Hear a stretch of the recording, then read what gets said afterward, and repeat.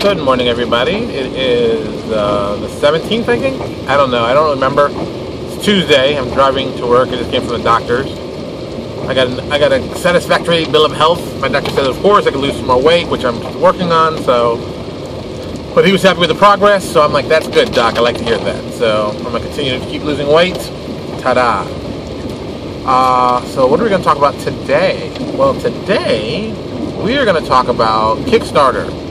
Because I've been focusing so much on Kickstarter and doing Kickstarter, and since I'm about 100 days out from the next Kickstarter that I'm planning, I said, hey, let's talk about it. Because I found, by doing some research, and let me tell you, there's a lot of great research about Kickstarter. So if you're really looking to do a Kickstarter, I mean, I wouldn't even just not even just selling, just looking in, the fields you're specializing in. Like, I'm doing one on games, of course, but I looked at other businesses and see what kind of rewards they're giving. But it's kind of interesting, to see. It's like, okay, if you make a hot sauce, what other stuff can you give away with a hot sauce? And it's like, okay, and I always believe, funding other Kickstarters outside of what you normally would, you'll get a different perspective of what people expect, what people want, and really what you can do for rewards. That's another thing. That's another major thing. I didn't really realize that until I started looking.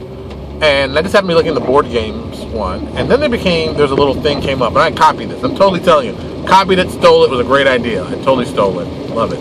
And this is going to be more of a business side, but you'll understand the mindset behind when you watch it. So, what they were doing, what a lot of board game people were doing, and this helps out. Okay, this goes with a lot of the psychology of Kickstarter. So, people who want to hear funny stuff, this may not be very funny. It's very, very business oriented, so you might be bored with a lot of this if you're not in the business. So, take it with a grain of salt. What they were doing were finding strategies to get more people to fund your Kickstarter. And what people have noticed is that the more people actually fund it, it doesn't matter the amount, but the more people that fund it, the more people that will continue on funding and continue to get on. Because numbers draw numbers. And that's something, I've known that, but, you don't really think about it like that. So what a lot of board game guys have done, which I thought was ingeniously smart, was they built a system called Back It for a Buck. And basically, they get people to say, hey, toss us a buck.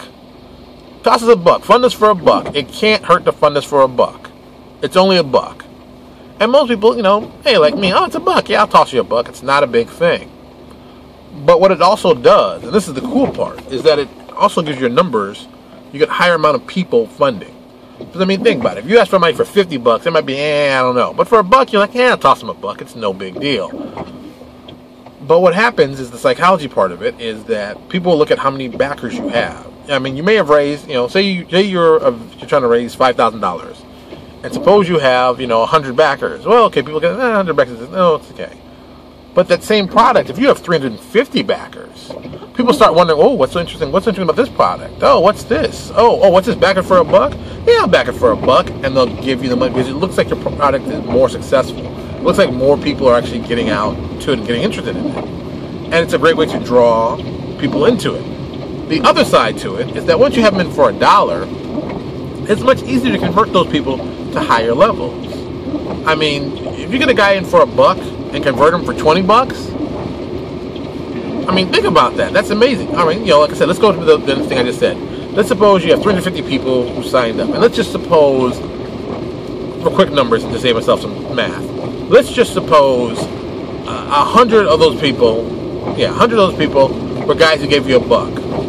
Well, if you convert those guys, those 100 guys are $100. If you can get those guys to convert to $20 a pop, that's $2,000. Think about that for a second. I've already got them for $1, so they're already interested. They're already willing to support. They're already into it. Convert those guys to a higher level. $20, it's not chump change, but it's $20. The difference is $1,900 in your pocket. $1,900. That's huge. That's huge. That's huge. So, things like that I thought were really interesting. I've looked at it for myself. I went over the numbers.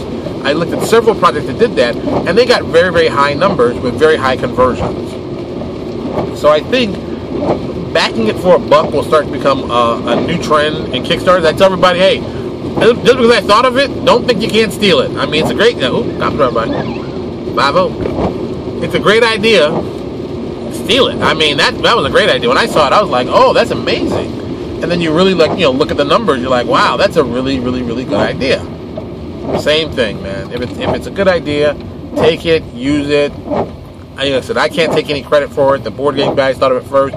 I'm just using it. I think that doesn't happen a lot. I think a lot of us get in this mindset of, oh, I can't do this thing, but so-and-so did it. And it's like, I used to think that way too. That's the dumbest thing I've ever heard in my entire life. Don't ever, what's going on with these cars? Oh, wow. They're moving slow and stupid. Don't ever think you can't use someone else's technique that works. If it works, use it, man. Bruce Lee told you that one. You know, Jeet Kune Do, he's like, man, take what works and discard what doesn't. And that's brilliant. You know, and take it from wherever. Don't be like, oh, I could never take that. That wouldn't. No, why? If it works, why not use it? You know, if it's a good idea, use it. This isn't a game of who's the smartest.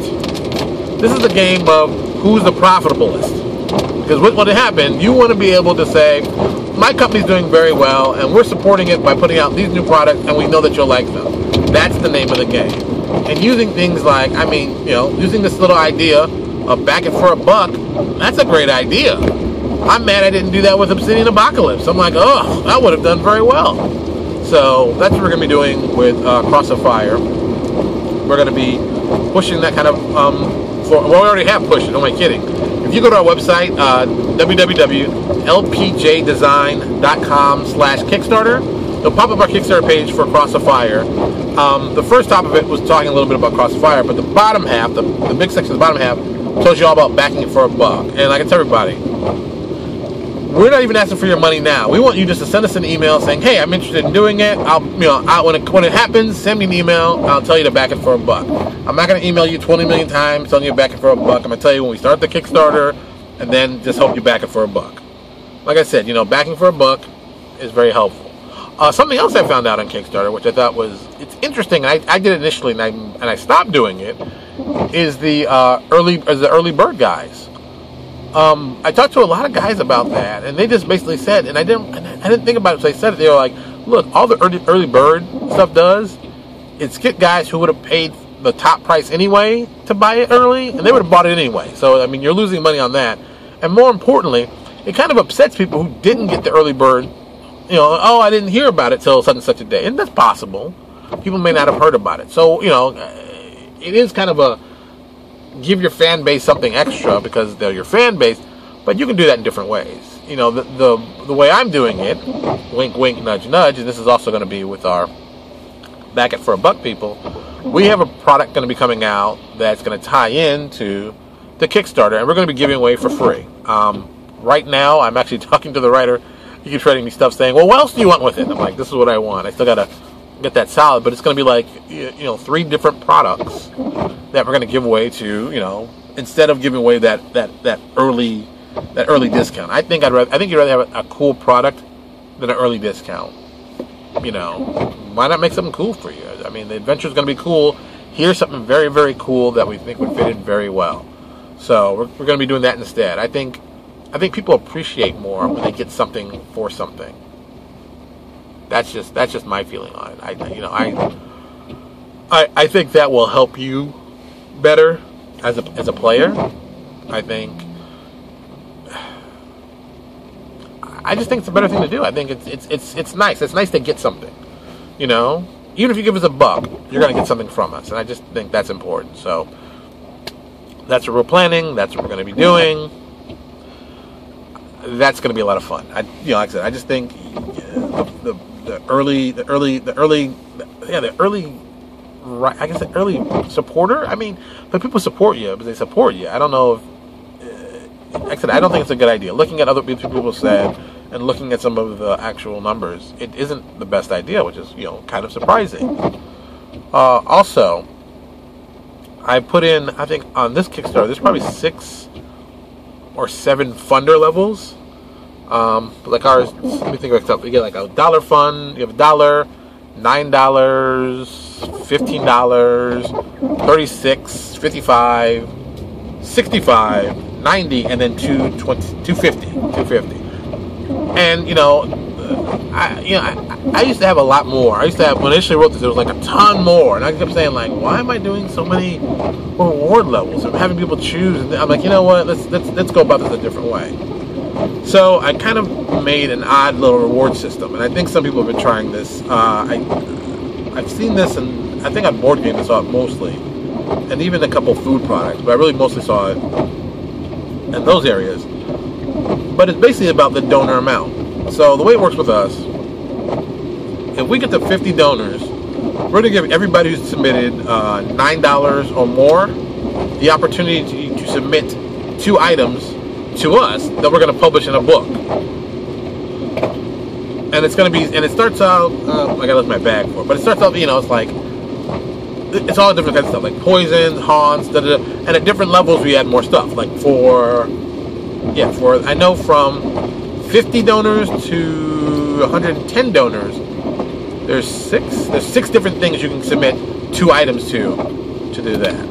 Then at, it was 125. Oh yeah, 125 donors to, I think it is, it's hard to do off my top of my head, my notes in my bag when I'm driving, So I think like 220, you get 6 more steps, but that's for the $35 and up who get that. And then there's another one at, I think 300 or 400, and 6 more steps that the people at the 65 and higher get. So it's, there's opportunity as you donate to us. We give you the opportunity to, hey, if you've ever wanted to be published, this is the moment. You can submit this. If it works out really well, we're going to put it in a book. We're going to put the book together. And you're going to get a copy, of course. But you'll get to see your stuff there. I mean, that's the coolest thing going. I mean, it's like, hey, here's a cool product, and your name's in it, and now you are officially a game publisher. Well, game writer, not publisher. I'm a publisher still, but you get, you've been published. And that's like the most difficult thing to do, to really get published in a credible third-party company. Because, I mean, let's be honest. There are a lot of guys doing third-party products, tons of them. There are different guys at different levels who get different kinds of respect and different kind of adoration, If you've been doing it a long time and you put out good product, people know you. Oh, these window wipers. People know you. You'll get good response for the product you're making. And that's kind of cool. If you haven't been doing it very long and you just start and you get published, it's tough for people to see your stuff. Let's be honest. If you write for Cobalt Press and you write for Wolfgang, people are going to see that. People are going to see that. People will see you're good. They can see you work with Wolfgang, so you already have some credibility. But most guys don't start out working for Wolfgang. It isn't very common that you go from unknown person to working at Cobalt Quarterly overnight. That doesn't happen, but it takes time. It takes time to develop as a freelancer. It takes time to develop just your skills. But what always helps, every time, it helps, perfectly, is having something printed you could show somebody. Oh, here's some work I did for LPD Design. Oh, here's some work I did for Right Publishing. Here's some stuff I did for Legendary Games. Something that you can show somebody that you've actually written something that a publisher thought, okay, this could sell. Because that's huge for another publisher. And like I said, there's publishers that I know that if so-and-so is written for them, I don't have to worry about giving them a test about writing and stuff like that. I know they're good. They're going to be doing good work. I don't have to worry about that. I think we all, I think every third-party publisher will agree. You'll see somebody's work, you'll read it, you'll like it, then you'll say, hey, what if this guy has a project for him, for us? We've done that with our projects. Certain people happen to write certain things that work out well for us and vice versa. So it's just cool ways you can handle. Lots of cool ways you can do lots of cool things. Just another thought process, another Kickstarter idea. I'm really, really, really enjoying the development part of Kickstarter. A lot of people do Kickstarters and they say, oh, I'm gonna do a Kickstarter, I'm gonna make this much money, but they don't do the research beforehand. They don't do the development beforehand. I mean, like the Kickstarter I'm doing now really was 2 other Kickstarters. 2 Kickstarters that basically couldn't come to fruition. The first one was going to be Codex Torment, and that one was a great idea. But what happened when we were in the middle of developing it and getting it off the ground and checking the rewards, Green Ronin announced they were doing their template book, and I'm like, oh, jeez, that's a great book. It's like, well, why would some people want more monsters when there already were, I mean, we already had a lot of people who were planning to work on it. A lot of the third-party guys, ideas were like, hey, it's a great idea, let's do this. But, you know, Green Ronin came in, said, we're doing it, we're doing this, and it was one of those moments of, well, what's really more important? Getting the right guys to do it and make it successful, or trying to compete with Green Ronin on this? And that's kind of something you don't want to do. I mean, as a publisher, I don't want to compete with another publisher on an idea for a Kickstarter, because, you know, I'd hate to not get funded because people are like, oh, I funded his over yours. You know, it's like, ugh, that hurts a little. Well, it's a little ego bruise. But at the same time, I knew the book that Green Ronin was doing was going to be a great book. So why do, which I thought would have been good but not great. I mean, their template book is going to be amazing. The original one was amazing. This one looks amazing. I can't wait to see it. I want to see more of it. So, like I said, it's going to be a solid product. So that came initially, and I was like, okay, let's not do that. Then I spun out, and well, I think I did that first or second. I can't remember which came. Then I wanted to do our all-girl adventure path. That kind of fell apart for the best reason possible. People started getting bigger gigs. Paizo started calling some of these writers to do work for them, and it's kind of one of those, that fell apart like that. You know, it's good that it's good that people got work. I want people to get regular work, get the rate they can get. There's nothing wrong with that. That happens. You know, hey, that's congratulations. That's a good thing. But at the same time, I was like, this isn't working. This isn't going to work out the way I want. Ugh. So all of that.